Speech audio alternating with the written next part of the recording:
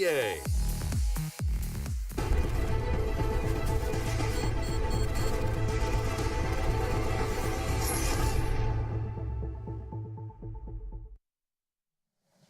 Welcome back, ladies and gentlemen, to the ESL Pro League, and we are halfway through the night now. One series of 2 maps down and out of the way. We brought Pantheon onto the desk here as well. Thank you for taking the time out to join us. Not that you have a choice, but it's good to have you anyway.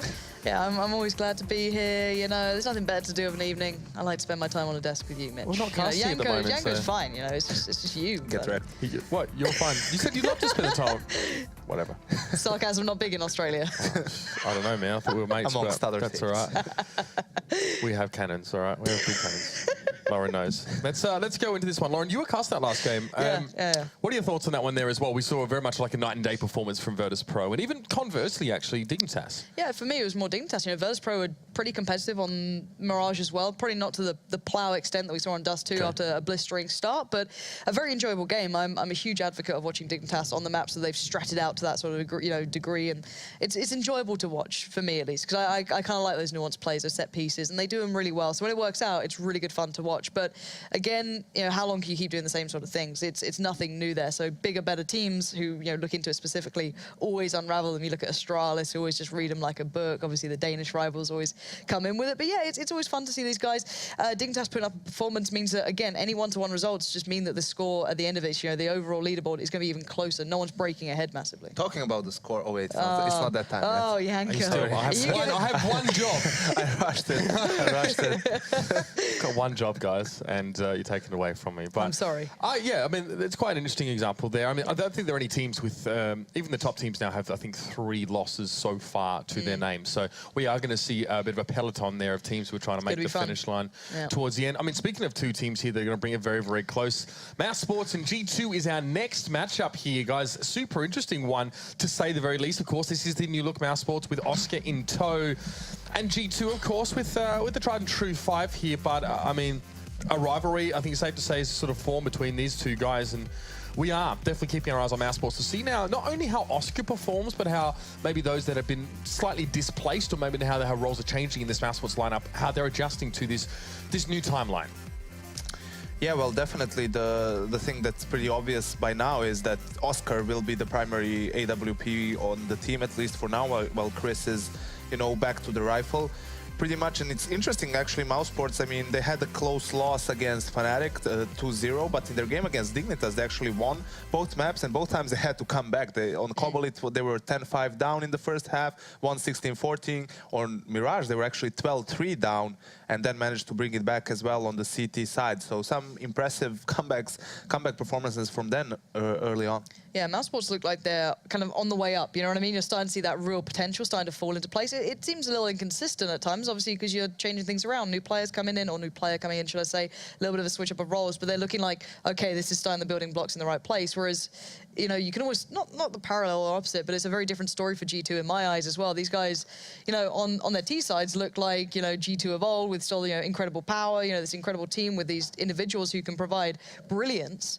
However, when you go onto the CT side, for example, it's just like, what's happened? You know, they literally just go missing. We saw them struggling on Nuke CT side of all things. It's, you know, the weirdest examples of them just not showing up after having, you know, day and night performances from side to side. And let's talk about, I guess some of the facets here in Mousesports as well. Let's take Chris J as an example, who was their main AWP. Now, since Oscar's joined the team, his rating, on average, has been 25% below his team's average rating. So the last 7 games, it's been a discernible and noticeable. It's statistically significant, I guess, you know, a result that he has sort of been behind the rest of his team rating-wise as well. Is this incidental? Is this just purely a matter of the way things have gone here? Or is Chris Chase struggling to adjust to this new situation now we have at Mousesports with Oscar on the AWP? Well, I think it's fair, you know, to give him some time to get adjusted to the new role, right? He was the primary operator of the team, and one of those players who, whenever they could, they would put an op in his hands, because he was really proficient with it towards the end, you know, of the old Mousesports lineup, so to speak. And now to move on to a full rifler, basically be the secondary op in some situations, it alters his role a lot. So there needs to be some time for him to adjust to it. And so we now see Nico, of course, not in a position where he doesn't have to pick up the AWP necessarily. We don't really know what other changes are there for him as well. Does this suit him? Because we've seen him be able to perform quite nicely when he's had to pick up the AWP in some of these rounds. But now, as he is sort of knowing himself as a dedicated rifler, does it really change anything for him in terms of how he's going to be playing these games out? For me, I don't think so. I think, if anything, it allows him to focus on one role a little bit more or not be so spread so thin. Because that was one thing that came up with him, was the fact that, you know, he's got a lot of the in-game leadership roles coming towards him. He can help on occasion. He provides a lot across the board. But if you can allow someone of such, individual power to focus in on their role a little bit, you could see them flourish even further. I think it's too early to see if he's excelling in that role or, really subsiding. He's still just being Nico, which is, creates so many opportunities and can be so good. But yeah, for me individually, there's a lot to be seen. It's still up in the air. He can probably give you more about Nico than I ever could in that sort of aspect. But for me, for Mousesports, it's not the individuals that are ever the issue. They are absolutely fine. It's them picking up the fundamental rounds, I think is the best way to put it. So often you'll see them just kind of slip in like the anti-ecos, and they'll just do things where you're like, oh, they have a clear advantage, they should be winning this out, and then something just kind of goes wrong. They just somehow lose it. It's kind of hard to watch. I think more than anything else, they were lacking initiative in those key rounds, right? If Nico dies and he's not there, not in a sense that, he can kill 2 or 3 people, it's that he's that type of a player who will take initiative, who will say, okay, guys, now we go, now we wait a little bit or anything, and they lack that with Nex. I feel that, although I'm a mechanically very skilled player, I feel that that's exactly what he lacked, among other things. And you bring in Oscar, obviously you have the AWP factor play and everything, but he is the type of a player who will be, a bit cocky at times, right? You will look and say, okay, this looks like a bit silly. Why is he going for it? But, he makes it work more often than not. And I think that Mousesports is not a team that is at the stage where they will lose games because of those aggressive plays. They're more likely to, bring themselves back from difficult situations because of those a bit more risky plays. That's the thing, though. You put a player of that skill now as well in that role, you're going to see them come up with good. You saw it historically with, your Kenny Ash, your JW, the AWPers as such, with that aggression that they can bring through that, if it goes wrong, it looks kind of silly sometimes, but if you've got the skill to back it up, it gives you so much more room to work in. So again, this Mousesports lineup now, I think, has a great deal of potential to start.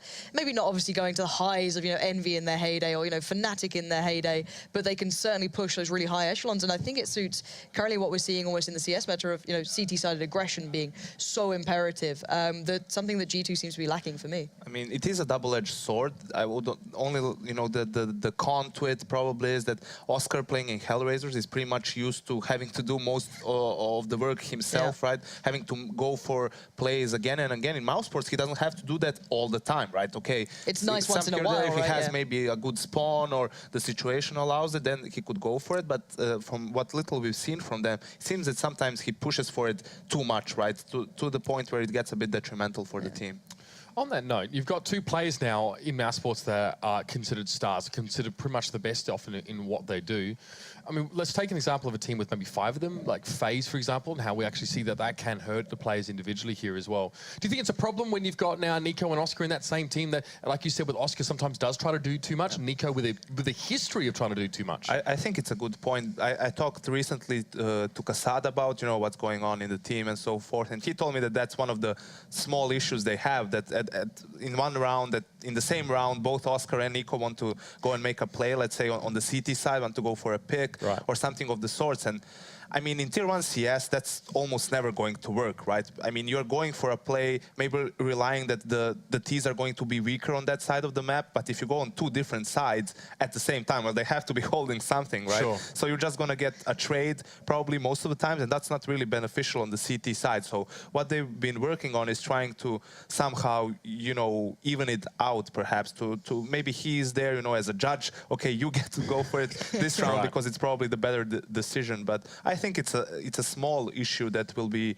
probably resolved over time. I don't think there's an ego problem that both players are going to battle it out. I want to be the one going for plays. I don't think it's going to come to that. I think it's actually going to be really nice to watch it on Cash as well, because it allows so much of those moments to happen, whether it be plays through Squeaky, pushing up through A main, showing presence at B on the CT side. Especially, you can see so much going through from even just your riflers as well as your AWPers have the potential to do it. So I think this is a really good starting point to see that in practice. And the same same can be said for G2 in a way that they're a team that has the potential of a lot of these individual players doing it. They're one of the early teams, I guess, if you want to go to that, like with Existence to show CT aggression. It was like Dust 2 with them pushing B tunnels, that sort of thing. So both these teams have the capability of showing that. It's who puts it in the best place. You know what I mean? It's such a almost a backhanded compliment, right? It's like we have so much talent. Where do we put it? You know, you don't spread it too thin. But again, it takes a strong mind to be able to put it in the right place. You know, the Puppet Master Existence was able to do it, and G2, it's like, well, do they currently have that nice balance there? Do they have the right players to be able to put it into the right position of play? Are they allowing shocks that moment? Is Scream, you know, taking a bit too much here? You know, and there's a lot to be said about it, and I can't wait to see it play out, because, you know, things can just completely change and we see none of it because G2 actually turn up, or you complete parallel opposite, that Mousesports just roll out on this one. So again, I think Cash is the perfect place to be able to watch it start from. I'm glad you mentioned G2 and their situation as well, because I want to maybe just zero in on them a little bit for a moment here. They weren't really tested too much by Flipside. We saw that game, I think, the other night there as well. Train was a 16-6 affair for them. It was very, very solid. I'd like, though, to talk about Smiths a little bit here, because you have a bit more of a unique situation on G2 where your star player is not necessarily your AWP player. Obviously, you always talk about your shocks and Scream, and then we see Smith sort of playing his own role. Is this a unique role? Does Smith's role play out in any way that's maybe different to your Oscars or, you know, your main AWPers of the CS world? I think it's just that his playstyle is a bit different, right? He's not the flashy, aggressive type of an AWPer, right? Like JW or even Oscar and those players. He's more of a passive AWPer holding the line, right? Most notably known for holding Dust 2, the long area from those passive positions towards ramp, card, and falling back towards long. And he's pretty good at that style, right? He will get that one kill, maybe even two, and then stay alive and buy time for his team. And I think that that's what you want the most from your AWPer, right? First and foremost. First and foremost, you want that. And then if he can go for some other plays, great. But if you have an AWPer who can be flashy at times and get some crazy kills and get openings, but then he will fail at when he simply needs to hold the line and buy time, where you basically win the round if you play it properly, right? If you kind of force them into that position and all of that. I feel that Smiths is more useful than people like giving credit for, basically, simply because he's not as flashy. Yeah, and to be fair, he's been one of the players to actually remain in this roster, you know, always been a consistent factor. You know, he's always been outshone by, you know, Kenny S, at least in the French scene, right? It's very hard to ever find balance in that, but he has a role, and it's a valid role. You see Freeze being very similar to that in the way he plays, and it plays really well on, I feel, at least from what I see, specific maps you can see him excel further than how he normally does, but what he does on other maps is perfectly fine. He can hold the angle, you can trust him, you can depend on him to do it. And also what you said, that he's been in the lineup for a long time, and then someone is going to come out with a comment, yes, because he's like great friends with Shocks and everything. If there's anything you learned in the past like a year or two, that there are no friendships. There is no friendship. In CS, when you have a string of bad results, if you think that someone is slacking and if you don't think he brings value to the team, that player is like gone straight 100%. Out. You know, we saw with some of the Brotherhood teams, right? Yeah, that's certainly got and everything. Up. So there's a lot of things a player can bring into the team that you can't see on the server, right? There's a lot of work being done for practice, prepping the team, you know, prepping new strats and all of that, making calls mid-game, helping with a lot of things, really. And you can't know who does that type of work if you're not, you know, with them on TeamSpeak, or you don't know it from a player inside of the team. But speaking to some of the French players, they all say that Smith is an amazing teammate, that he brings a lot to the team that you can't see. So, I mean, what can we do then to trust them, basically? Exactly. And then it turns my attention to the rest of the roster, right? And it's like, well, you've got Body and RPK. Body has one of the highest skill ceilings. I think that we've seen him not potentially reach all the time, but he has it there. We saw it in the offline finals for Pro League before. We saw him, you know, suddenly go, oh, this is why he's in the lineup. Okay, well, suddenly it makes sense. Because before that, he was like, oh, he's okay, perfectly fine. But for me, it's RPK recently as well, becoming more and more consistent. A player who came back in after such a long time. He was so far behind all the other players who came to CSGO after, you know, not quite following it right off the back of Source, came back in, and he's starting to really become a solid player, like one of those solo site players who's just, you know, he'll get those 2 kills. He may not, you know, go, all right, let me get the ace, let me, you know, do those flashy plays, but he'll be enough of just kind of that brick wall. He'll buy time. So again, I think G2 have a lot of the tools that they can put into a really good play style. You just don't see it every single time. And let's talk about, I mean, the rivalry that these two teams have put together, and more importantly, how their story has developed. With G2, of course, when we can throw it back, Mousesports did hand them their biggest defeat yet on Dust 2, which is one of the maps we're going to see tonight. But actually later than that, obviously that was the Cologne qualifiers. Later than that, we saw them play off at E-League, and I think 2 out of 3 of those maps in the best of 3 went to tiebreakers, and both teams actually won one apiece here. How has G2 developed as a unit since since the major, because I guess since then we can really look at E-League and how they've sort of worked through those ECS as well, and now here they are. I mean, it's hard to not say that they've been unfortunate, right? I mean, they came into the major winning ECS, right? The LAN tournament, beating Luminosity on it, the now SK team in the grand finals as well, getting revenge for the last season of Pro League. But after that, the major, of course, the group of death. I mean, anyone could have made it at that point. I felt that if they won against Fnatic and they meet SK in a best of one, that's where it gets dangerous, right, for SK. Anyone could have gotten out of that group. So unfortunate to drop out there. Then at E-League, they have to play with a stand-in because RPK had I think an eardrum issue. Yeah, he couldn't fly, travel. Yeah, couldn't fly. So unfortunate. They had a close game against Mousesports. If they had a full lineup, who knows what could have happened. Yeah, that's the thing. It's like it's easy to look at them and see just complete inconsistency across the board because they have such like high, really high highs and really low lows. It's the team of extremes almost. But they have had external factors, as you said. RPK not being there, they had the group of death. It's like when you give them, I don't say give's the wrong word, but when they get the opportunity to be able to play to what they want to do, they don't get the groups of death and such. You saw them do it in the ECS. They went all to the finals. They beat out Luminosity. They have that potential there. Again, it's coming back from that break though. Still as cost a lot of teams that real power they had. So it's hard to even look at these results that are just not even that long ago and say these are still relevant because there was that break. There was that 2-week kind of like, all right, let's take the holiday, kick back a bit. And you saw Astralis certainly suffering. You've seen certain teams coming back in looking rusty, and G2's certainly one of them. But it's a matter of recovery and what time they can come back to that form where there's not that excuse or that little bit of a wall in the way of their progression. We've seen some teams hit quite hard by the break itself, and then some teams maybe don't seem to be too phased here as well. That was really good. Thanks, Lauren. Really worked. Really proud of you. Did you write that down? Tell us about the difference though between these two teams, like the ones that are sort of affected by this break and the ones that can sort of plow through. Some teams though who were playing tier 2 CS actually didn't have a break. Obviously, like some Dignitas and those sort of will play sort of some other leagues as well. But I mean, what's affecting these teams and how they're sort of suffering after a break or not? I think the answer is same to the question: how can VP just run over Dignitas on Dust 2 and then more or less get run over on Mirage? Like, how do you? I don't know how to answer those questions pretty much because both, players of both teams go on vacation. They don't touch CS. They don't touch the PC for 2 weeks pretty much. They come back and, some teams play. FaZe probably, is the team who played the best after vacation. And they also had a roster change, so... If you want to look at it this way, right? Look at it this way. You could take the assumption of individual teams can get back to individual form faster. You look at the more strategic teams that need to get that timing, that synergy. It can maybe take longer, but it's all subjective, right? It's just that could be an opinion. It can apply to one team and not the other. You see FaZe getting back to it because, let's be very honest, they are incredibly talented individuals. Alu's come in, he's been decent. I don't think he's gone to the limits people wanted yet, but he looks good. Everyone else is playing really well as well. So you see them just going, all right, we're back to what we expected. But Yanko, how do you feel about that one, buddy? just chilling there. It's like, we need Yanko Cam. Rush is just asking for it. He's like, let me see him again, please. I start off by filling with questions that you can't answer, so you have to spend 5 minutes explaining yourself, and then we're going to fill with just headshots of all of us, one by one, while someone else is talking. We could just watch Rush attempt to do anything in Cash again, because that was really enjoyable. Yeah, he was supposed to be doing a few things. I don't think he achieved any of those. I think it was like the mid jump, trying to do the counter jump towards mid. Then there was the smoke to A main. That's a tricky one from the truck. Very hard lineup. Missed that. Tried to do the jump, I think, towards Squeaky, missed that, and then he decided to just plummet to his death. We can ask the viewers; they always have some fun questions. That's true. And we're back on Cash. That's it.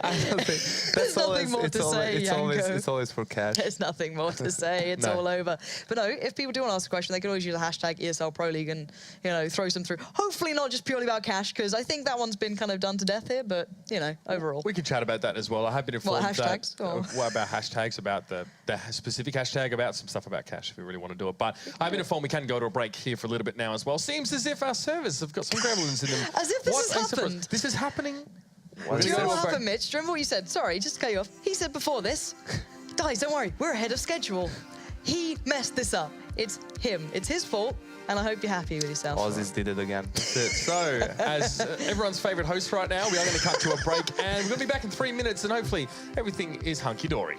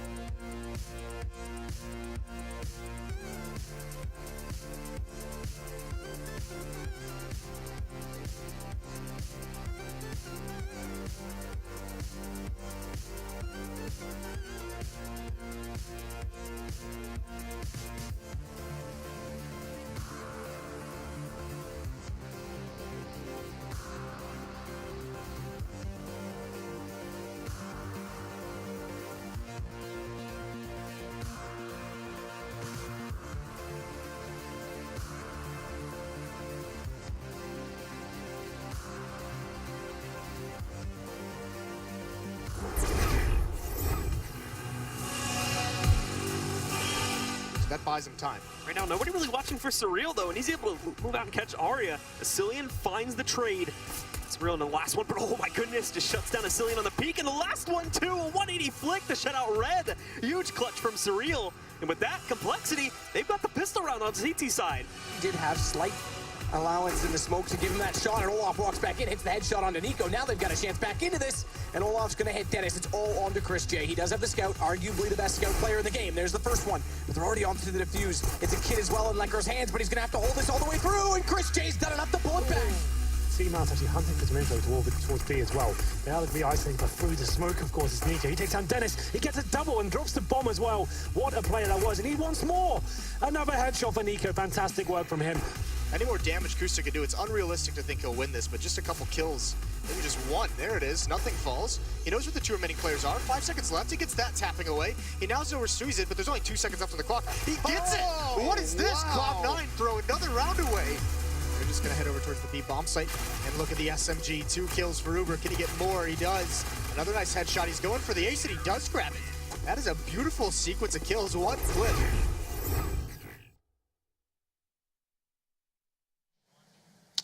Yes, there it is, was the top 4 plays of the week, of course, with featuring the player that stole my name. But let's carry on. We are going to quickly jump into game, guys, as well. But before we do, I will get your predictions, excuse me, God, as we head into this one now as well. We chatted ad infinitum about Mousesports and G2.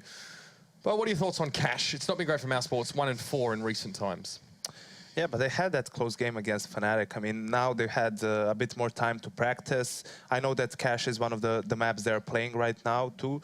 So, I don't know. It depends mostly on G2, whether they show up. If they are still lacking on their CT side, I could see Mouse taking this. Lauren?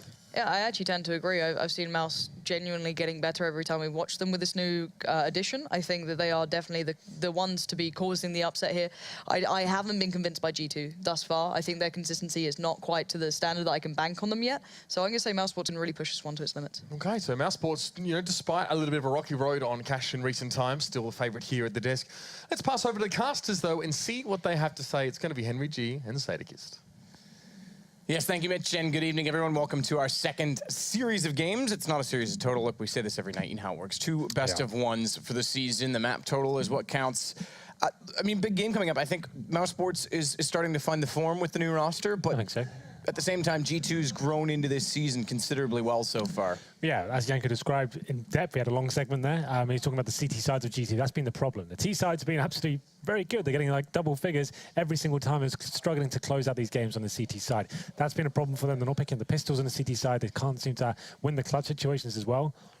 So I'm interested to see how this one falls into their control, whether they can actually find that form on the CT side, and we'll see whether they actually start having a bit more confidence. It seems like when they lose a few rounds in a row, they have a lot of force buys coming in, they actually struggle to actually, you know, maybe have that confidence to go for those aggressive peaks and maybe close the rounds out of that fashion. So we'll see what happens here. I think this is a great matchup. This is always historically a very good game in terms of these two playing. They're always very close, potential for overtimes for sure going into it, so we'll see whether that comes in. Cash, I think the last time they played actually was an overtime game. I like that you mentioned overtimes after last night as well. Well, what we had three versions. 3 and almost a 4th, to be fair. I mean, the game was pretty neck and neck in the end with the economy. Just to touch on the desk, you mentioned how these two teams in particular are always close together. I think that one of the things you always have to mention as well now with Oscar being on this team, and Janko touched on it, he used to have to be the player on Hellraisers that would do everything himself. Nico's used to being the player on Mousesports. Now both of them get freedom. Does that make both of them better in that sense, or is there going to be some tripping over each other? I'm still interested to see how this team develops as a whole, right? We talk about Chris J still being the AWP. I think when we first saw them in Pro League, Chris J was AWPing still, and we're kind of wondering when Oscar really comes into that role. I think he's just a secondary for now, the last time we saw them at least. I haven't been able to catch any of the other online games. I'm hoping that Oscar does come into the full AWP role. I think that's where he's going to be his absolute best. It'd be very exciting to see that happen. And surely that has to. That's got to be the plan in the future. I guess it was just a case of slotting him in originally. Didn't have that much time to play with him, but as you can see, key players for Mousesports, Nico, and Scream as well for G2. I'm interested to see what kind of form Shocks he's in, because that guy can be absolutely lights out.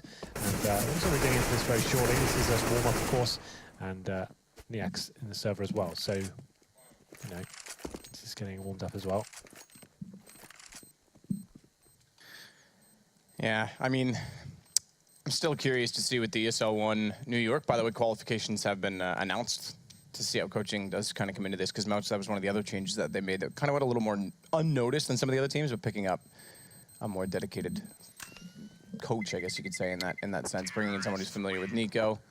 Yeah, Yanko knows him well. Yeah, it's like the thing is, like, he was brought in to really take some reins over the team, and obviously we talk about it to death recently, the whole Valve decision with the coaching sort of thing. I'm interested. We know Nico can call for this team, and he probably will be taking that full-time role once again, considering that that's going forward now. And we'll see how it develops as we go forward. But we have got quite an interesting game. In terms of your prediction, where are you going to be sitting with this one? Don't know.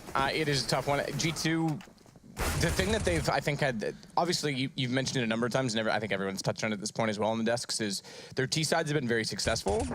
It's the accuracy that they possess, that explosive style of gameplay that really carries them over in that sense. So first and foremost, have to be hitting their shots, but CT side for them is still a huge problem. Yeah. And when you go on a map like Cash, and you've got a guy like Nico, who's already explosive on an AK, and then you give Oscar an off, which this map lends itself to, how many angles can you think of off the top of your head? There's more than, I would say 6 or 7 at least on this map, which is more than you would think on any other map for the op to play. Well, we can talk about the superstars for this team, for the teams on the server. There's like 4 of them on the server right now. You've got Scream and Shox on G2, probably the most standout players, and you said it before, Nico and Oscar in the other team. That's what makes it very difficult to predict. It depends what kind of form they're in. It's an online game. We talk about the struggles, and I think we're out of that holiday kind of period now, that rut, and some of the teams are going through, but G2 still trying to work their game out. They are starting to pick up games now in Pro League, but still not looking the usual selves, I have to say. But it looks like we are going to be getting into this first map. It is 2 series coming in, but Cash will be kicking things off with G2 starting on the T side here. The buys starting to come in a little bit slower than usual, but G2 are normally famed having 4 sets of armor and then Scream on that Deagle. That has been working out very nicely for them, I have to say.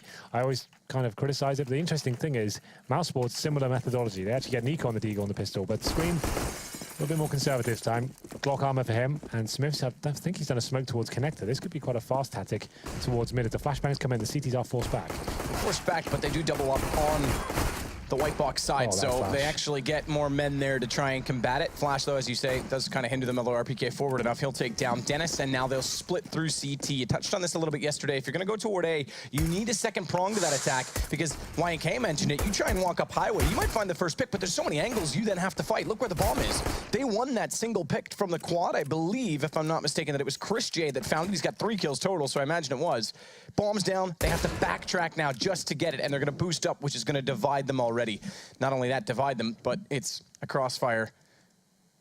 Not directly peeking, but set and ready. Chris J can easily walk back out towards Z connector to play off of this. The vent's not broken either, so Shox is in there right now. He has to give his position away if he does want to try and get that bomb. His teammate will be making his way back towards mid-warehouse, but Nico, he knows he's reading this so carefully. He's actually put a perfect position. I thought he would be nailing that shot, and somehow Body comes out on top. There it is, all of a sudden. It is a 2 versus 1 for G2, and just a great setup for the CTs, just taken apart here. Now it's up to Chris J, but Shox finishes him off with the USP, and you feel like that's when Nico should be nailing it. Didn't even have to hit the headshot there. He had time with Bodies checking the right corner first.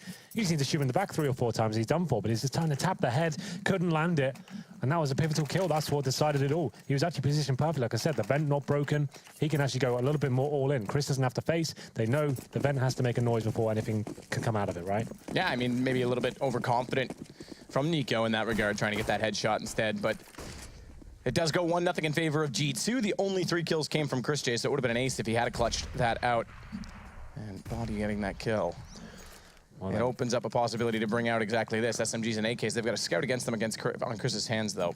Nico, one of the scariest Deagle players, though, on the planet. I would say that's a pretty fair assumption, and that's pretty much why he gets the first shot. Takes down Body as well. Will be replied pretty quickly by Scream, but the CTs are going to struggle here as SMGs to come rolling out at RPK to take down the first 2 headshots there, and now the round is going to be over as he finds third. Speedy, Deagle in hand, but 4 players to find.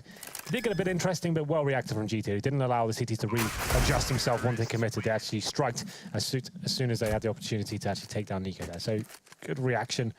Nice shot from Nico to open things up, but this will be a 3-0 almost certainly here.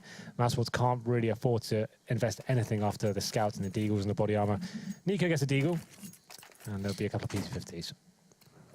Interesting, no, maybe not too much to read behind it just yet. We are early on. Smith's without a kill, though, and the reason I mentioned it, he's the AWP player, so leaving him on the SMG, he's going to need to build up a little bit of cash if they want to bring that out right away, or if it becomes an issue. 5.5 right now. He can drop it over, exactly that. So, and it's due to the fact that I think he's got, what, 4 kills total or 5 kills total already in this game, but Shox, Body, and Shox again are the ones to find them so far in this round. The AK will go to work. Dennis dancing on the edge of the smoke, found in the end by what now is the hat trick.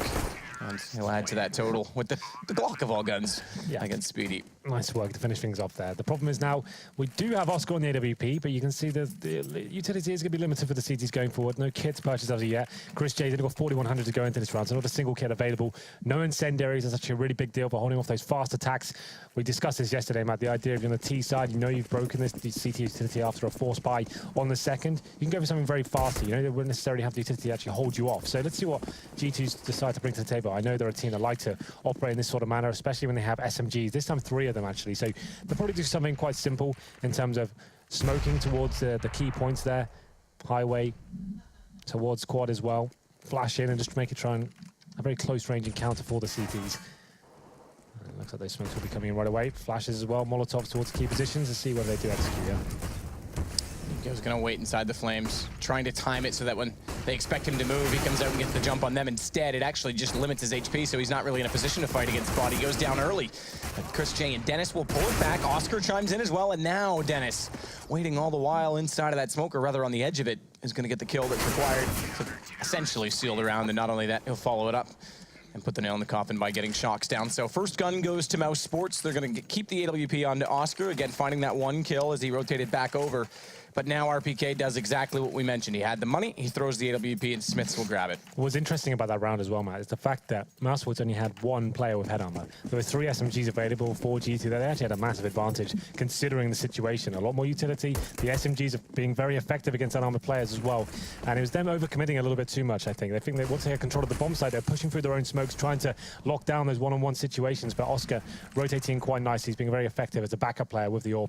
Now things starting to stabilize. They have got some utility to play as well. The AWP's still out, and we'll see whether G2, well, the looks of things, will be doing the exact same approach, as there are 4 players committed towards A. Shoxy holding towards mid for aggression, and Nico, he can sense some things afoot as he starts spamming through the door here. He is right in his feelings, but not spamming the correct area just yet.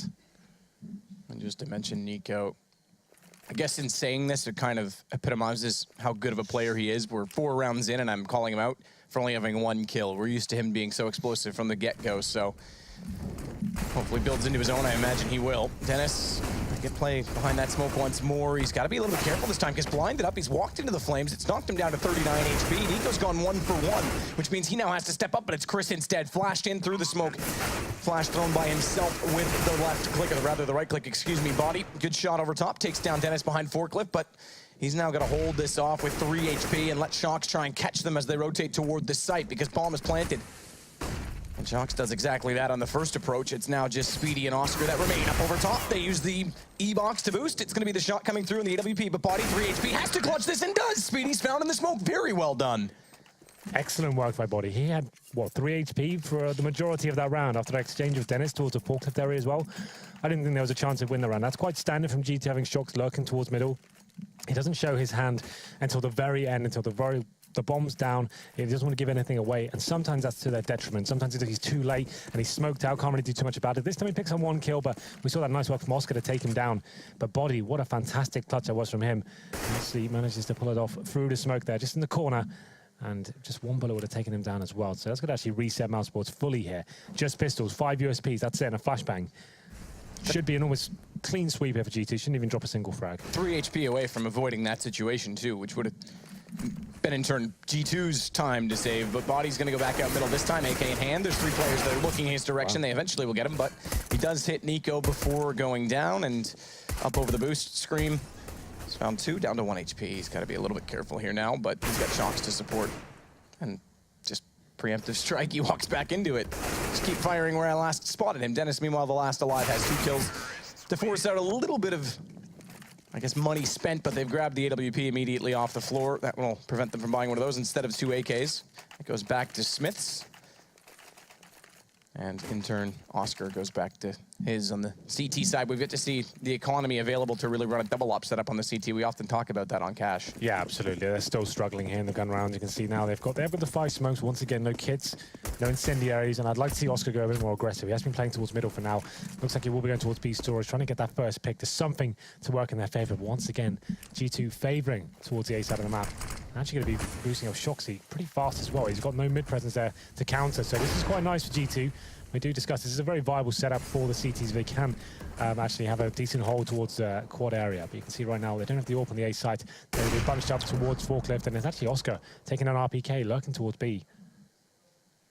5 on 4. They've got the advantage. That's what they needed in this round, considering the situation. Yeah, that's big. Very, very big, especially with the AWP, the single AWP. We'll see if he gets dynamic as well and starts moving his position. But body again. What a game this guy's already having. And consider all the flack that Devil gets, never really implemented himself well into the Envious roster. They're trying to change the roles up now. Body has come into this team and has done an excellent job, but look at Nico. He's scoped in. He doesn't even have to look. They line it up. That is a gift. Bomb goes down as well. Double headshot for Nico, and he just has to hold this off. Body knows he's there, and he finds the frag and returns. Second time we've seen him win a duel against Nico in a pivotal moment. Grabbing Bomb again, though. It's still a 1 versus 3 flash out. Manages to avoid it. Dennis doesn't commit completely to the peak, but it doesn't matter because Body 2 steps to the right, and he's found him regardless. Yeah, Body's having a crazy round here. If he wins this, it will be the ace clutch, as he has killed 3 already. He seems to be landing every single shot as well. Smoke down towards Highway, boosts himself up as well. This could be a really interesting play, as he got another player towards Highway. It's Oscar with the AWP going down. Just Speedy to find now, and he will be towards ace storage, and he does it! The ace clutch from Body! Nails it! That's ridiculous. It seemed like a round mouse was completely locked down. They had a great play from Nico. And what a game he's having. You pointed out before, that just cements it. What an absolutely godlike play that was. That's 2 gun rounds that have gone down to clutch situations. Body with 3 HP wins, a 1 versus 2 after getting a kill on entry. And that time, an ace clutch win for him. Now, it didn't start out as a 1v5, don't get me wrong when I say that, but regardless, that is incredible. Takes down Nico after getting positional control of A main, and he's on 12 kills total. We're 8 rounds in. Chris J with another pistol due to Body's great performance is going to try and push up middle, get aggressive. He does get some damage into Shox. He doesn't find the kill immediately after and actually gets dinked up on the repeat, so he's going to flash himself out of there. Doesn't get caught transitioning. Does Smiths, though, go down over toward B site as Body sneaks in. Another kill for him, and he just continues to tap. Finally, Speedy's had enough and headshot his direction. They've got a man advantage with these pistols right now, you know, Mousesports. This is really sloppy from G2. They're just thinking this round's over. We've won on a big one. Let's just run into the side. They've got no money. And unfortunately, they're so separated from each other. They've got themselves into really horrible situations while gaining any intel there. Shock's getting very aggressive towards middle. He got dinked at the start. His teammates are dropping around him. They're actually in the B side where no one else has to join them. And they can still win the round, but it's going to be pretty unlikely considering the circumstance. 3 on 2, 2 AK to recover for the CT as well. Scream trying to do what he can towards the A side. They're separated once again. He's got the bomb. We'll see whoever Shox can find anything from this as he starts to lurk towards B. Trying to set up fake. Basically at this point, Shox is just trying to get a kill. He's low HP, trying to rotate a player over there. If he can get a kill and get into the site, that's something. But you can see it's quite a nice setup here. Speedy is holding towards checkers. That's like the one and done position, right? And that's all he needs right now. If he gets 1 kill, they still have the advantage. Problem is, he's not getting much information from me. He could go towards CD spawn Shoxy and actually kill someone in the back, but I think they've got that covered as well, as Chris J will be looking towards that area. Where is he at? There he is, yeah. Good pickup from Shox. Takes his time, slows it down, but there's a problem. Yeah. That's the time. 6 seconds, they're nowhere near planting. There it is. Okay, he did go to the other side. When I last looked at the minimap, he was still coming out from A main, so Scream takes the safe plant. Very smart indeed because quad was occupied. Shox find Dennis in the end, covered off by his teammate. It was a risk considering this. If Speedy had been toward the Z connector sooner, he might have been able to prevent that, but Shox had just left truck, so there was a good chance he wouldn't be there. They take it, and they're going to pick up the round again here. I actually really like that synergy. They knew they didn't have enough time to check out the A side. It's very likely someone will be towards that quad area. They plant safe, like you said. It definitely is a risk towards Highway, but it's very likely someone will be towards the quad area. Once again, that same approach as Speedy had towards the checkers, that one and done position is try and slow them down, get 1 kill before you drop, and G2 do pull it back. It was a nice play from Smith, and I have to say that Checkers play maybe a little bit too passive there. As time was ticking away, probably wanted to get a bit of information instead of just sitting right at the back. Allowed his teammates to get exposed from CT spawn. Shoxy finds 2 kills. The plant comes in towards Highway, and that's a nice recovery. 7-1. Like I said, though, G2 definitely did not deserve to win that round. Considering their approach, just looked like they were so elated from winning that ace from Body in the clutch situation that they got a bit ahead of themselves. But money starting to stabilize here. For Mousesports, once again, maximum loss bonus will be coming in next round. Only a 4th stage, but they've got double orb setup this time. Chris J back to his old role as he is orping towards middle here. Can't land the shot initially, but let's stay alive. Smith's here opens things up. Nico, I think that's a collateral shot. You can see Dennis going down to 18 HP. They both pushed. He must have got hit through him. So 2 for 1.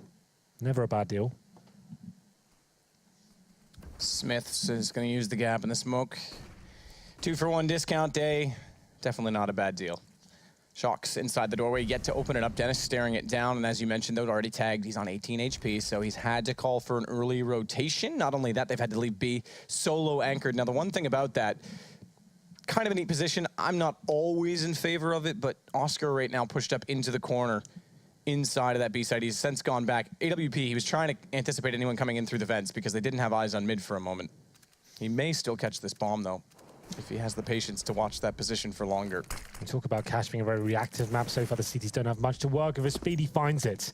That was towards middle, finds a shot on towards Scream. So now it's a 4-on-4, and looks like a B execution will be coming in. Body leading the charge here, and why not? Shoxy making such a big distraction towards the B side. He gets 2, burns Dennis alive, and there it is. Shoxy just completely opening up this map by himself. He's on an absolute rampage right now. Goes towards City Spawn, looking for his 4th kill, and you can feel he's going to get it as well. As Oscar makes his way towards the upper ramp, does manage to take him down, but does considerable damage. And actually, does make something out of this. 12 HP. 15 seconds, but the bomb's on the A side. And RPK will be lamenting not hitting that shot, knowing that he was climbing onto that ramp and pre-aiming at it. Very fast reactions from Oscar on the AWP, but he still has a job to do. Bomb planted again on the A site. Bodies managed to rotate over in the same time that Oscar's done so from the same site, both coming from B to A. And the bomb planted very open. Oscar's just going to try and walk in with the AWP. He can't scope now. He's got to go for the no-scope or a very quick one at that. And it's Smith's holding the angle instead. Seems ready for it. Like, it was quite a nice idea from Oscar. I guess probably the only way he could have won the round, go for that no-scope. Very likely someone's going to be there, but Smith, he's anticipating it. This must be the tactical pause, which it is. Mousesports, to be fair, they've been very unlucky in terms of these situations at the 1v5. That's going to be causing a lot of arguments for the team. You know, Nico likes to be a very vocal player. When the mistakes are made, I'm sure there's some bickering going on right now, and they're trying to work out how they get into this situation, because right now they are a maximum loss bonus, sure, but this doesn't mean you got a full buy, especially on the CT side. $3,400 coming in. Oscar could get an AWP. He's got 63, right? Rest of his teammates there, they'd be on FAMASes, maybe a couple of M4s and their shotguns. 8-1 down. It's definitely not over yet. I'd say probably take a partial buy this time. You almost won one before. Get the Deagles, maybe try to stack towards the B side or towards A. Maybe boost up towards middle. Then we go and make sure we win the rest of these gun rounds and stop making the mistakes in these key situations. But Body, this has been one of his most impactful performances we've seen so far in terms of getting rounds on the board. You know, you can't argue some of the entries he's been getting and the clutches. Obviously, that not 1v5 as you pointed out, but the 5 kills he got with the clutch is pretty massive. Yeah, I think it was 1v4 when he actually started. And he had getting that the clutch kills, before so. with what, 3 HP? So he's been finding round after round for G2. It's impressive that Shox actually has the higher frag total right now. Mind you, he did have a 4-man anti-eco, but it's just he's quietly... had lots of anti-eco kills, but Shoxy still, like, he recovered a lot of rounds as well. So the one where they actually lost all those eco pistol kills after winning the 1v5, Shoxy was the one actually getting them back into the game and no, quietly going about business. Yeah.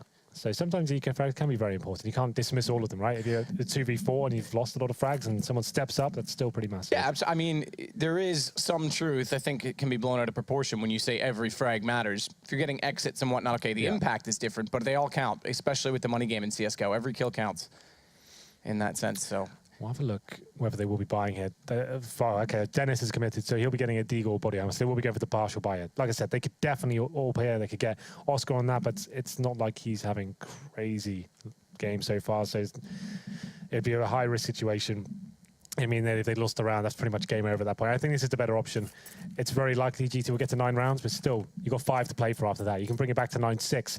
Double AWP setup, they have tried it, didn't work out for them, but the rounds have been very close. There's been a lot of clutches here. They need to start getting some luck together. Get a couple of rounds in a row, they could get themselves back into this game. It's by no means over. We've seen G2 have some horrible CT sides here in Pro League. If they can just get 4 or 5 rounds, that could be enough, you know. That's the truth here. Yeah, and we mentioned as well, when you just touched on it, that it is a horrible CT side for them. So it's all about momentum. It's all about economy as well. In this half, they've had absolutely none of it. Getting reset early on, but they've accumulated the loss bonus at its full effect now.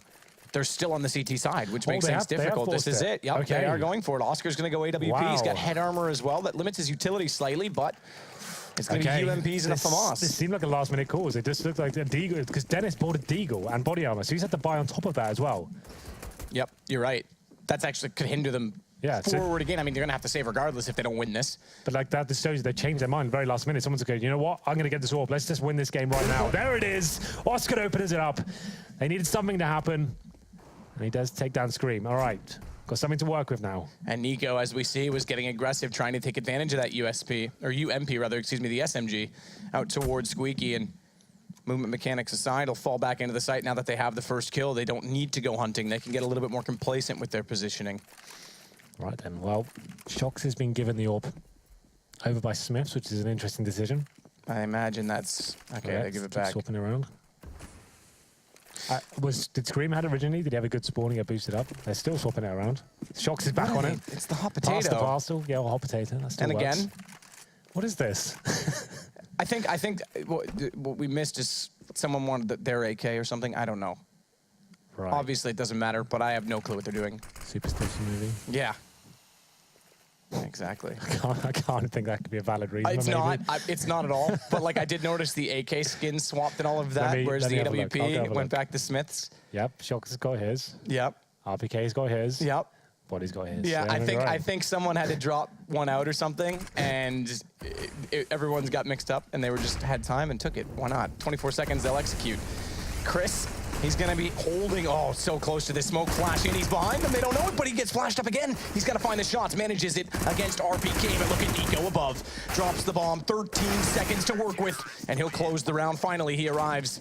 And the force buy pays off. 8-2 now for Mousesports. They've picked up another AWP, so never mind economy getting them, never mind buying it themselves. They've got 2 AWPs finally to work with on this CT side. Well then, we did say it was a last-minute decision by Mousesports. We did see Dennis buy a Deagle and body armor, then all of a sudden, it was the method thrown out the window. They went for the force buy, and Oscar had to step up. He gets the first kill towards Scream, and then it all starts to open up for them. G2 commits towards A once again, gets shut down by the UMPs. A close-range blind kill from Chris J was the opening factor, and then Nico from above, like he said. But this time it's more aggressive. They seem to be getting in the groove of things now.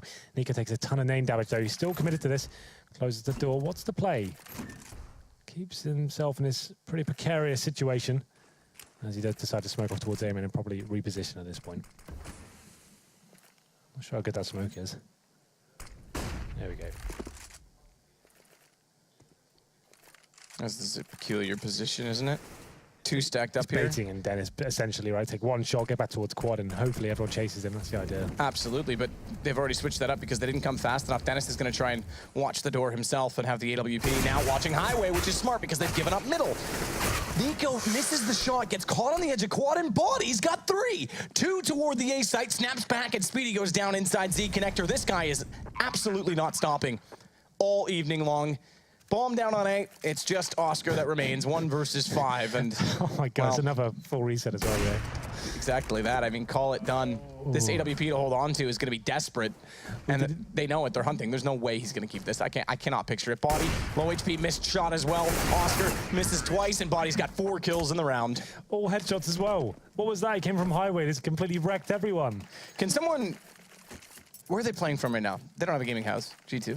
I think they probably have one available. They never play on it. Yeah, exactly. It's a boot camp house more than anything. Someone needs to go and find out if Shox or Screams at Body's house right now in terms of this accuracy. Don't be rude. I'm not being rude to Body. It's just the headshot aspect.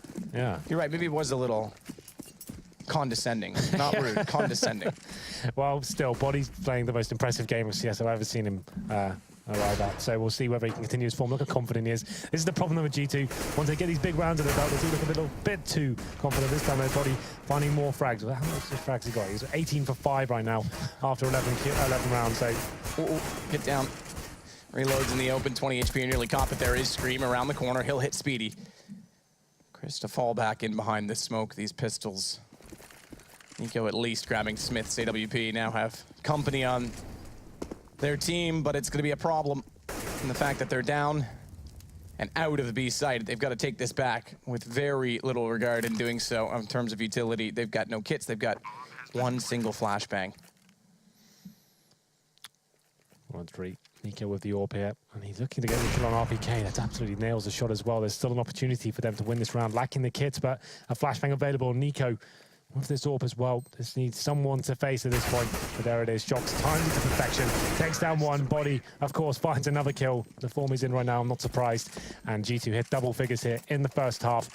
Money's starting to get a little bit better, though. For Mousesports, it's definitely a buy available for them. Chris J's only got 3,300, but the rest of his team can buy around him. Nico potentially could go famous and drop one for him. This is dropping an AWP, so it's going to be Chris J down to the UMP. Oscar back in AWP duties to see what he decides to do. He's been good for getting these opening kills, but they can't convert them to round victories right now. Only finding 2. He's getting reset both times as well. Flashbangs come in. Hero aggressive once again towards mid in his body. He just seems hungry for frags right now. He's going in first into every situation. Scream makes his way towards highway as well.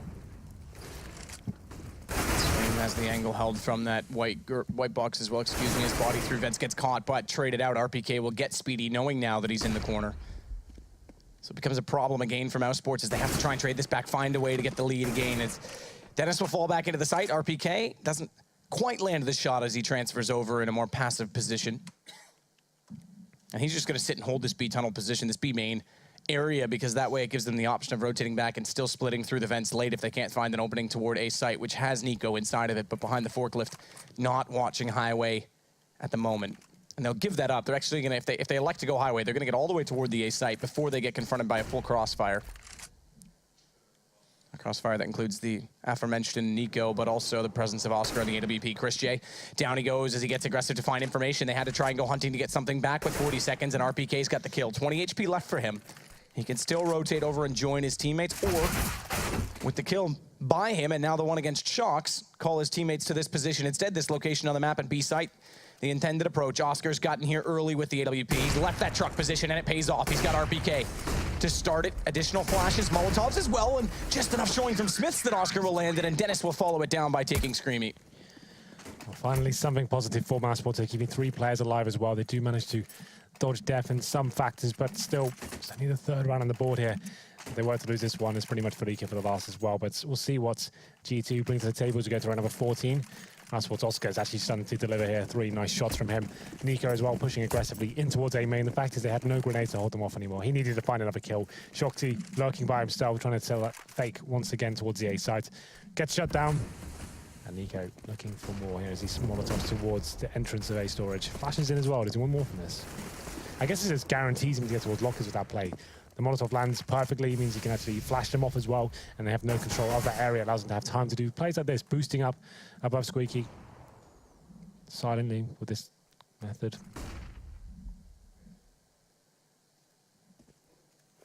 Chris just looking for the information as well. Smoke toward A main. But turn smoke toward Oscar. No one there to boost him. He's just going to have to give away this angle. Or okay, exactly this. So this is the boost. Chris gets in a position to do it. They want the AWP to watch drop. And I like this call. This is the best counter to it. They almost spot up Smiths. They can't quite land it. He evaporates inside of the smoke, but by the time they were ready to fire off a shot in his direction, it's going to be Shox now waiting toward the door. He's going to come out late, but this could be countered by the boost that we haven't seen yet in this half. Nico is up on the white box, the corner box in A, which also triangulates the site because they've got an additional man here in doing so. Not just have they gone for the boost, they've brought Chris J a lot closer. Dennis as well, Molotov by Shox. They couldn't find it as when he opened the door. The opening pick against him. They take down Chris. Will they check this corner position though? Nico, he's still here, low HP on RPK. He's the second one in. That means it's a quick double for Nico, but Body is there to trade it from the top of highway. The best angle possible to get the open shot. If they had waited, who's to know he couldn't have shut it down entirely, but look at Oscar and Dennis now to double up inside. It's 2 for him and 4 rounds now for Mousesports. Yeah, nice stuff there. Decent hold and good call to get Nico boosted up as well. He said, were they going to check it? I think it was almost certain they were going to, considering the Shox got the kill towards Forklift, but he nails 2 anyway. He's just so good. He's not going to miss those kind of opportunities, but it's Oscar and Dennis, like you said, finishing things off. The AWPs from CT Spawn, and Dennis is holding very tight on the side once he had that man advantage, not giving anything away.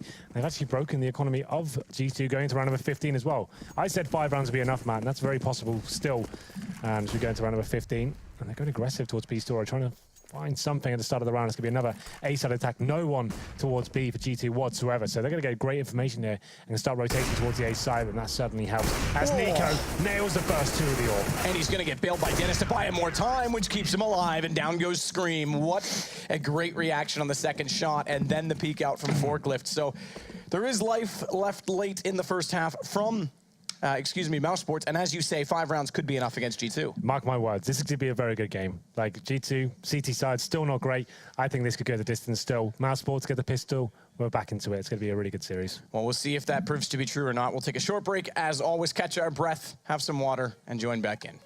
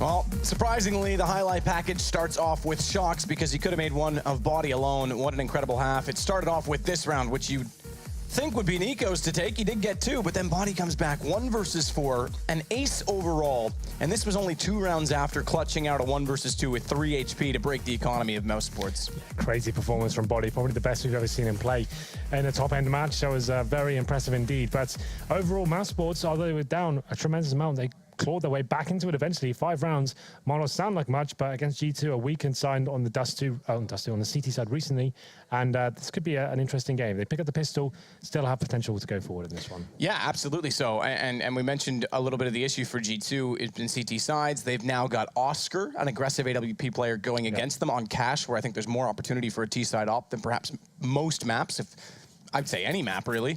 And you have Smiths, who's known to be inconsistent at times and not really a consistent second AWP player on this team. Shox has already played hot potato with it. We never really saw him use it much, but Body can pick it up and elect to use it at times to be that second one. We'll have to see if they build that up to the economy, a point where they elect to do so. Well, then we'll have a look at the buy coming in for Mousesports. They've actually got 2 smokes here. Actually looks like they'll be using both of them at the start of the round, left and right towards middle, and that gives them options to do a B split or just go for that mid control and push the CTs back. Let's see what they decide to do. Actually, no one towards B storages. They'll be pushing through with flashbangs and trying to surprise the CTs here. Just going to be trying to spam through the smoke. Doesn't get anything for it though. Actually going to be quite silent here, Mousesports.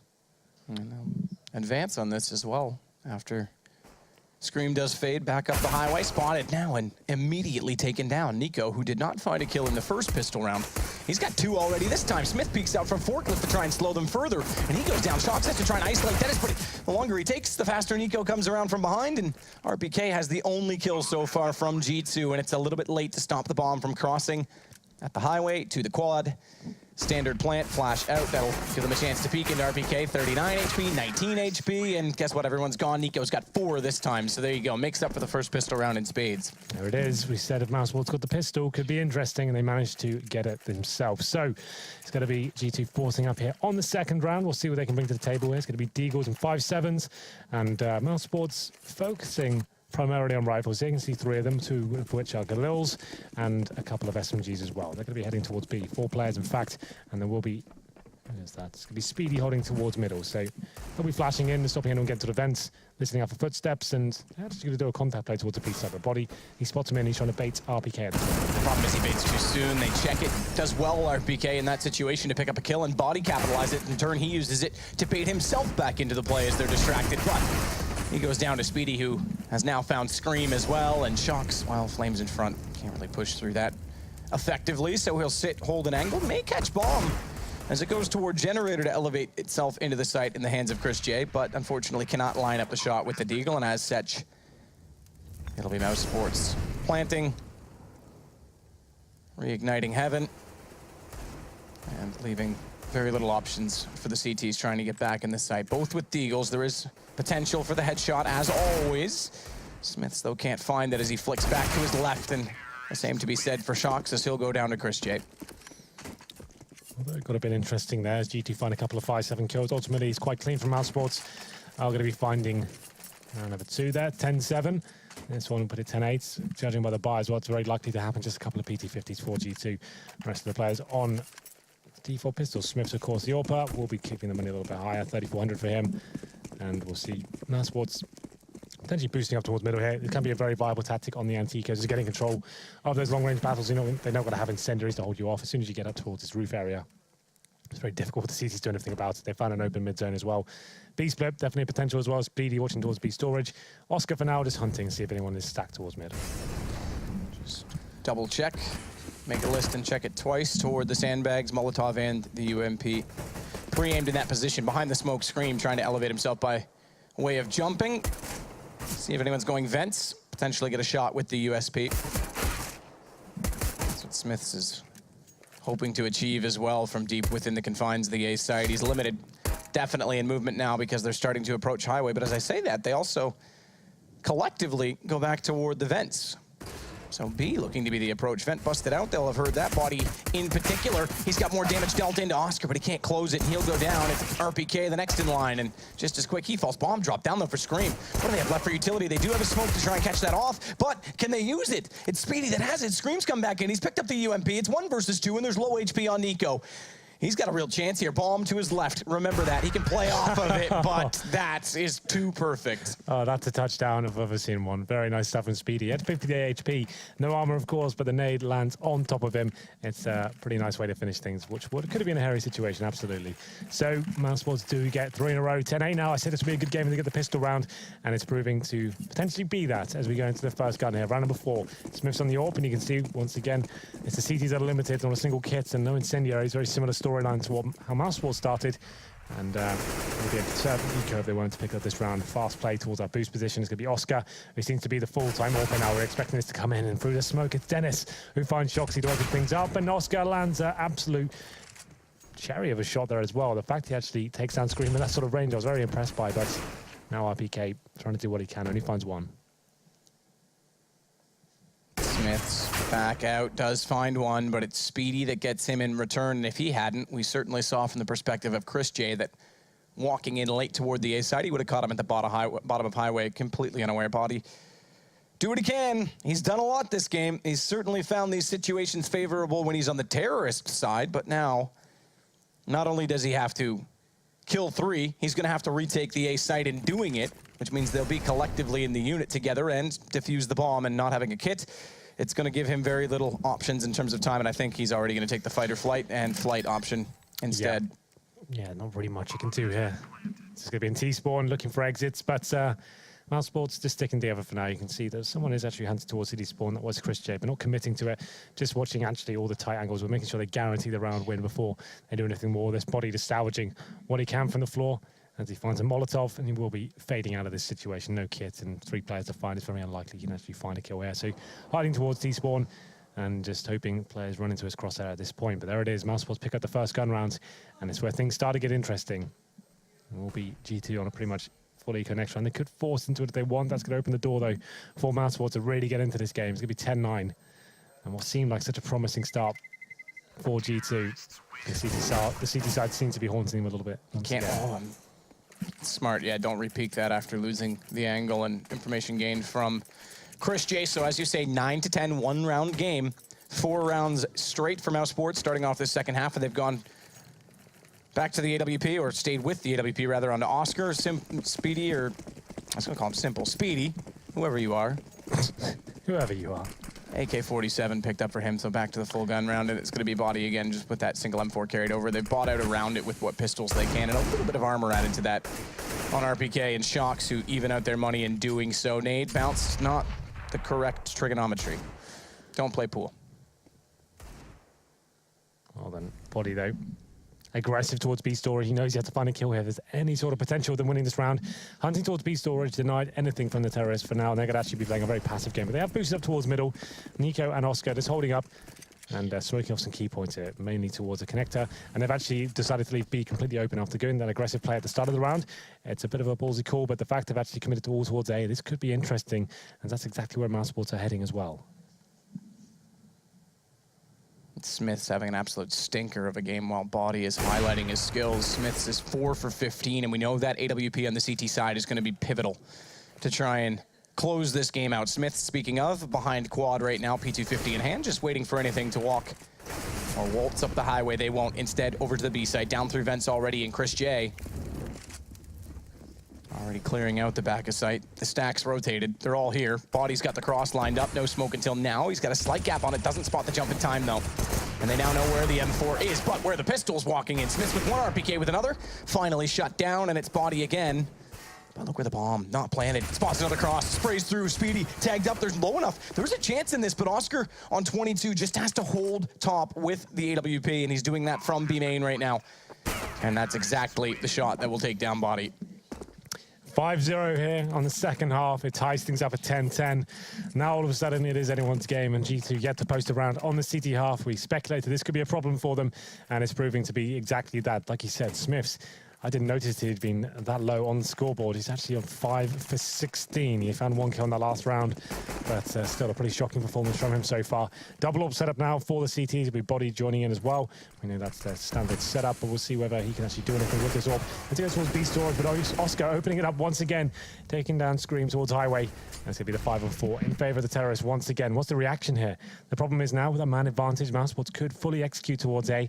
Just Smiths is waiting for them as well, but they're going to be able to smoke him out with all the utilities still available for the terrorists. So pretty bad times for G2 going forward. They're not really reacting just yet, and they could be a lot of problems if the full execution came towards the A side. So this is the double op we mentioned. It's the 2 we expected to be occupying the roles as Nico opens the door and looks toward forklift. Take no chances. Put the Molotov down, ask no questions, hear no lies, cover things off before the question needs told. As Shocks will never even get to that position, has to rotate back toward Highway instead, and now a smoke out. The flames are gone. He can get to that position late, and is Nico going to consider that or not? I imagine he's a smart enough player. He should know the timings. But this is actually quite shifty from Shocks. Nico nearly does get Smiths as he walks out, but no damage dealt in the end. Now it's Highway. First approach to the attack. Nico's waiting for the distraction to be enough to bust out through that doorway. Smiths, he's occupied, looking down that corridor.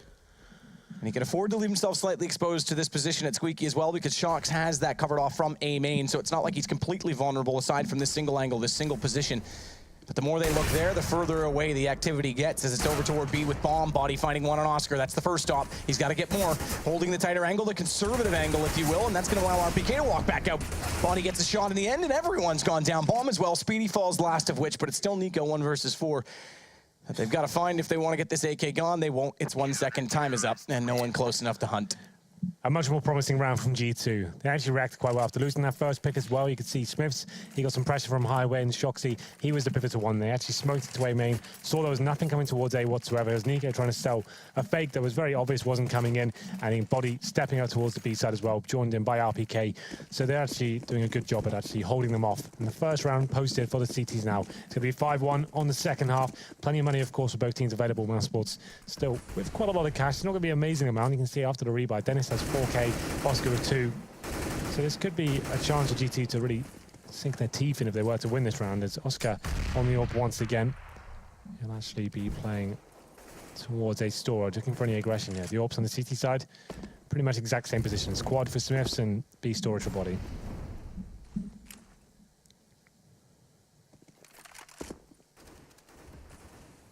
B site. Body again, as you mentioned, that AWP. It's going to go to a different position once more, a little more dynamic from him. Shocks watching door this time from top Highway. He can get a quick rotation in, but look at the amount of members that are able to rotate. Okay, actually, minimap slightly misleading in that sense. I thought it was 3 toward mid with Z connector. It's Body in the back of Checker that I saw as the third, but it's, either way, it's 2 on Highway, so they are looking to try and give a little bit more attention toward middle early on with no one going there from Mousesports, although they are waiting at the boost. It's kind of a full sense of security. They're going to rotate away from this, stack up the A site. There's potential again to ult away back over to B, as we've seen Mousesports do late in rounds already on adaptive calls in that sense. 11 plays 10 in favor of G2, and Nico walks out. You're dead right. Here's him, smoke off to the right. There's nothing Smiths can do to catch him as he walks out of the door, and Shocks never saw it coming, as Dennis will get Scream as well. It's a man advantage on the way through to the site. Flash in, watch toward quad. They now hear it. There's 2 players there, though. And will they anticipate it? The first one, okay, great. Get the pick. And then look away. And I think RPK... Oh, that's so bad. Yep, exactly. Yep, RPK burns alive. I was about to say was not peeking, hoping that that scenario would occur, that they would only expect 1 player there, but the Molotov completely cancels it. I was looking in the inventory. I could see they knew it was there. Oscar couldn't land the shot. I don't think they were bargaining on 2 being in the back there. Could have worked out very nicely for the CTs, but the fact they dropped the Molotov, they knew the crosshairs were waiting for towards that position as well. He had no choice but to burn alive.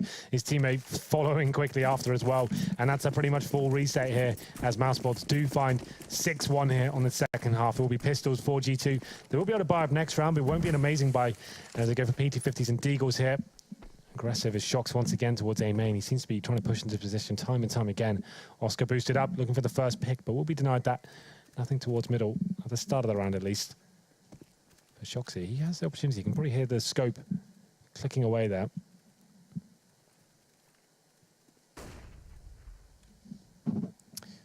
Yeah, but hearing it, doesn't hear this, does he? Chris J just staring down that gap, waiting for anyone to push through. Crossfire bait and switch set toward B. We just saw a snippet of it. There's RPK. And Body are set with P250s apiece. $11-11, Henry. I know you like that particular score. Yeah, I did talk about that quite a lot. We see it quite a lot, to be fair. Every game we cast seems to get to 11-11. Yeah, I think at Cologne it was all but 2, of which we casted that did. So smoke set toward the tree from Speedy. They are slowly grouping over toward B. Vents included from Oscar, who has AWP. Just waits for anyone to show face, but this is the bait and switch we talked about. Chris fades away. It's another fake, but Body is going to have all the information on this. If they don't show themselves right away, he's heard them walking back. That gives Shocks the confidence to push up. He's got 1 shot with the Deagle. Drops bomb temporarily, sure, but he's going to get flashed off, and that's completely nullified. Body falling as well, and Dennis sprays down to find RPK as, again, Body heard them, so he instantly tried to get hot on their heels. Not only did he serve to tell Shocks, but unfortunately it never worked out for them. Well, G2 could have been interesting there with Shoxy getting that backstabbing in the 1 dig, but quickly rectified by Mousesports. Round number 9 comes in. Double AWP, definitely not a potential. I guess they could. It'd be a glass cannon on Body. I think they need to start balancing things out with the utility, though, but it's still such a weak buy. AWP and rifles, sure, but 1 kit, Shocks' glass cannon. He's going to be the AWP this time. Smiths, we said he's been having a shocker of a game. He's still on 5 frags, Matt. 5 for 18. And they've only picked up 1 round. This is a really bad day at the office for him. And Shocks has already taken over the AWP. Yeah, this is like, you know what? You are having an absolute nightmare. Let me have a go. Yeah. And that's how you do it. Exactly. That's what they need. The AWP player on this CT side has to hit shots, and Smiths can walk back, take a look. Yeah, thanks for showing me how you do that. Maybe I'll try it sometime. As he gets flashed off from Highway, smoke will now be drawn out as well. But bomb drop once more. It's Body to find it. He's burning alive, though, down to 44. Has to get forward. Second kill on his way through. It's RPK, rather, excuse me, that does get Dennis. But Nico's tagged up from Scream as he crosses over. Smoke will thwart that potential, but Scream's going to rotate to Heaven, which does not have utility placed in front because the flames are gone, and so too is the utility beyond. So he's got freedom of access toward the site from that position. As soon as the smoke's gone from Tree, they can both face over from the CT side. Now the question is, through the vents, does Smith find his way in comfortably? And Nico, that is very bold to get that far open and just gets down in time, catches off Scream entirely, never saw the angle, never anticipated the angle.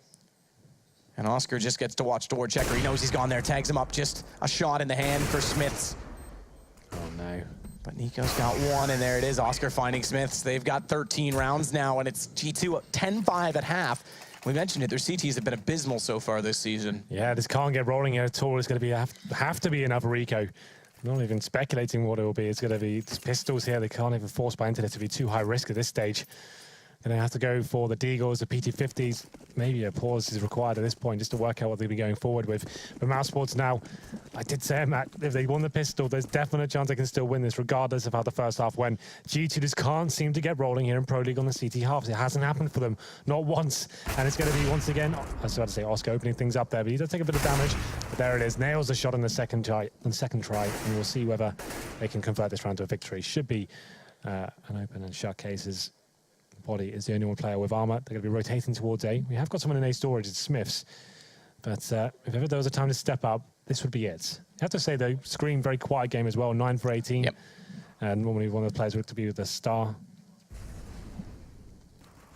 Not to mention as well, I guess RPK's in 16. He's been fairly consistent. I thought at halftime he was around 11 or something, but I could have been wrong on that. I was going to say he slowed down on this CT half, but so too is everyone, really. Speedy. Quick little flash. Back out to make sure no one's pushing through in the B tunnels, and AK's tapping all around the map as Speedy and Nico just covering off the wings, allowing possibility. This is almost Team Liquid-esque right now in this setup from Mousesports, when they had Hiko anchoring in toward the squeaky door. And if I'm not mistaken, it would have been a Liege that was watching over. I know Fugly did it for a while, but it was a Liege that would watch over toward B, and then they'd swing the other 3 between them, so interesting to see that coming back into play. RPK, he goes down immediately behind the forklift. Chris J will waltz in, bomb to follow. Bomb plant rather to follow, and that's going to be exactly on point. It's now up to Body, 1 versus 4, and just get a gun and get away. That's the best you can hope for. AK was there, but Oscar's found him as well. And I know it wasn't the lead. I can't remember right now offhand exactly who it was for Liquid in the most recent iteration, but basically they'd anchor both sides of the map and then swing based on picks. Well then, Mousesports pick up 14 rounds here. In the second half, it's currently 9-1. G2 only finding 1 single round here. No AWPs purchased. And what might be the round that takes Mousesports to match point. 5 and 4s, still limited. They could have got an AWP, I think, but it's going to be sticking on the rifles this time. Maybe have a little bit more of the grenades to work with. Smiths this time will be pushing into A storage. Is this the right call? The player's waiting for him as well. This is a very common boost he'll be trying out. Oscar waiting for him, but does actually get taken down here. So Smiths with the potential to get 2, but there it is, the equal exchange. And actually works in favor for the terrorists for now. And Scream rotating in, going to be smoked off, trying to do what he can with the M4, but it's going to be a full commitment here from Mousesports. Certainly is. Scream just trying to survive at this point, dodging the flash, hugging the wall. Second smoke out, he can sit between them, but Shock's better kill on Chris J. Starts it off before the smoke blooms. Nico changes his angle and Scream walks into it, expecting him to be a gift, a platter just sitting there. And Nico's not having any of it as he changes it up. Body now from a distance, low HP onto Nico, but it's not a nade, it's a flash. And they've got a smoke to work with as well. They've got to go for these. 14 rounds now. 9 in this second half already to the 1 of G2 for Mousesports. And it's Nico that's going to start things off, taking down RPK. Body 1 versus 2. Again, he's done things of this nature already once. Does hit Dennis, but they peek together smartly so from Speedy, and it's going to be now map point for Mousesports. Yeah, got a bit interesting there. 3 versus 1 down to the 1v1, but like you said, pacing at the exact right time there. And it's going to bring Mousesports to round number 15. G2, not really much to work with here. It's going to be a similar affair. I think there are maximum loss bonus as of last round, which it is. So $3,400. It's going to be in 5 rifles, 2 of which are Famises. and struggling with grenades. And so far, G2, after winning 10-5 on the first half, have posted 1 round so far. It's been an absolute shocker for them. And we were thinking this was just the rust at the start of the league, but it seems that they can't shake this curse on the CT side. Still in it though, 4 in a row required to take us to overtime. Let's see if they can do it here. Oscar boosted up once again, seemed to be toying with them with his AWP, but this time he's got some opposition beneath him in the form of Scream.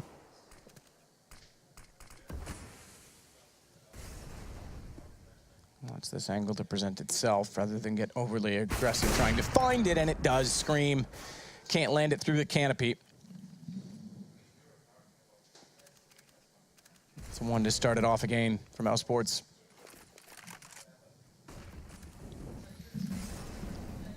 Oscar's still looking conservatively in this angle. Now he gets a little more aggressive, knowing he's covered off all the other angles, but it haunts him. It costs him as Shox finds the kill. Nico right there to pull it back.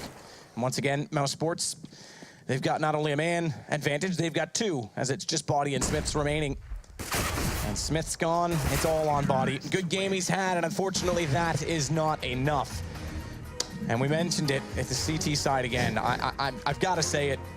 You need an AWP on this map, and they certainly did not have one that game. Definitely not. It's evident when they're actually throwing over to Shoxy halfway through. Smith's having probably one of the worst performances of the season so far. Didn't get anything going on the second half. I'm sure he got next to no kills in the second half alone. He came into the second half with 5 kills and then didn't really do much after that as well. So that's pretty appalling for G2. That's another massive lead they've thrown away, and you feel like they were actually playing very well on the Terror side, that they were stepping up, especially players we don't expect to be superstars. Body, who was actually carrying them at one point and actually get them really crucial rounds that potentially didn't deserve as well. A great platform to build upon. Lose the pistol, and then he pick up 1 round. It's 11-1 in the second half. And like you say, Scream was a little bit quiet as well, but the problem is, and Smiths is aware of this, I mean, come on, the community is a large presence, an omnipresence that you can't really avoid. He knows there's already criticism on him, and when he has games like that, that's got to be a mentally straining. So he's going to have to find a way to pull it back for the next game between these two, the next map between these two, coming up in a few minutes' time, to be honest. But we'll take a short break, and when we do, we'll go to the desk. They'll talk this one over. I'm sure they've got the same sentiment, because that was just appalling. Desk then break. Another notch in the belt for Mousesports, and another damning indictment of G2's CT side.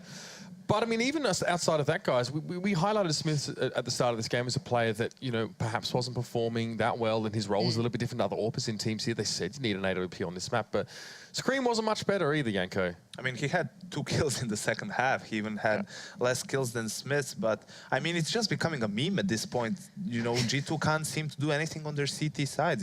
It's really amazing to an extent to me, right? In the first half, everything is going amazingly well. Body with those 2 clutches basically secured the whole half for them. Yeah. They kept a lot of pressure on Mousesports' economy. Mousesports actually did a great job to get those 5 rounds in the end, I feel like, because they were always on the back foot. But then switching to the second half, you know, first 2 gun rounds, basically G2 loses them by, you know, getting entried on from just the default. And, you know, that doesn't require much effort from Mousesports. So at that point, you're losing 5-0 without making your opponents do anything special, right? That's where it gets more difficult, because then you feel pressured. You think like you need to go for these aggressive plays, but the other team is expecting it to an extent. So it's really a mind game after that point. Yeah, for me, just watching G2 on that CT side, it says everything. The fact is that we discuss it every time, and we're like, yeah, you know, it's always going to be the CT side. I don't think the lack of the AWP was even the issue to that degree, because the problem is that we've seen Smith have good games and they still struggle on these CT sides. Of course, on Cash, it's a huge factor and it's a massive missing point for them, as is not having Scream there. That's 2 big players just removed instantly. And sure, Body had a good game, but you can't keep a whole team afloat off of, you know, maybe 1 player having a good game. Absolutely. You've seen, obviously, the excelling games that Shox can probably keep the whole team afloat, but you can't simply do that as 1 man normally. So the fact is that their CT side needs work, whether it be to find this aggression with Smiths having good performances, you know, with not having to have, you know, Shox pick up the AWP and go and doing it for him. That to me is a huge flaw if they're having to get someone else to go, Jesus, someone give us some options here, because, you know, Smith, let's be honest as well, his ping wasn't great during that game, and there's no point looking beyond it. It certainly didn't help, but he didn't play well outside of it either. So yeah, a lackluster game from start to finish there. But as well, Nico provided a lot. This is one of the games where you see Nico grinding out the really important things, for me at least. Like the pistol round, he got 4 kills in that. And they weren't easy kills. These are things that always impress me with Nico. It's not the easy kills he gets. It's not just the eco bashes. It's the ridiculously hard kills that open up sites, that, you know, clear out corners. We saw this constantly happening, and it just adds more and more pressure, and G2 just snap like, you know, like there's no tomorrow. It's peanut brittle, perhaps. What is that? Well, it's brittle substance, so it snaps instead of bends. Like But a why sapling with the peanut wind. brittle? I don't know, I'm hungry. I thought it was okay. It was also interesting to see the 2v3 from Oscar and Nico. That was gorgeous, the crossfire. 2v3, yeah, it wasn't 2v4. Yeah.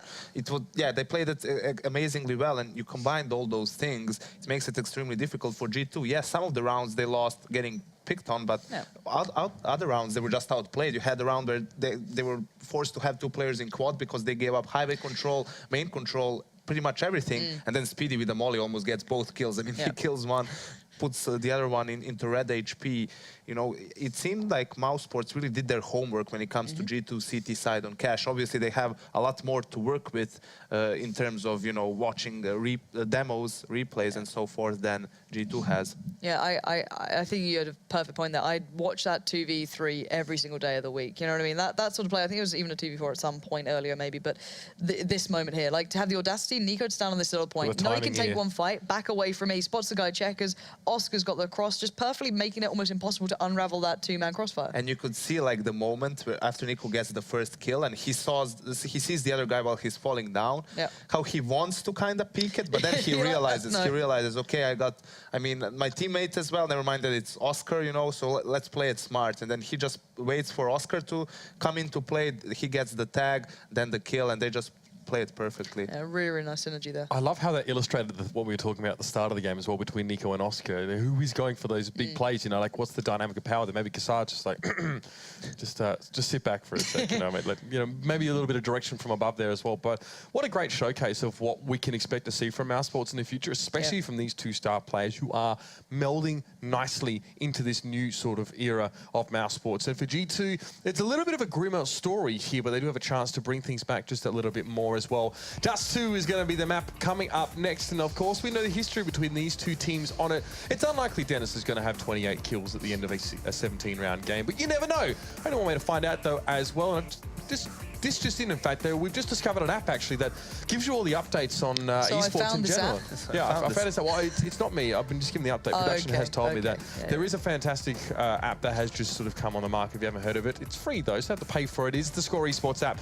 Get it at the Google Play Store and the iOS Store, guys, as well. Obviously, you know how to use it by now. If you don't, I'm going to tell you probably once more tonight anyway. Get on that one. It's got your scores, all your articles, keep you up to date with your esports action. After the break, Dust 2 just around the corner here. A chance for G2 to redeem themselves. They've already got 8 losses in this season, and it may already be too far. Let's see if they can bring them back from the brink after the break.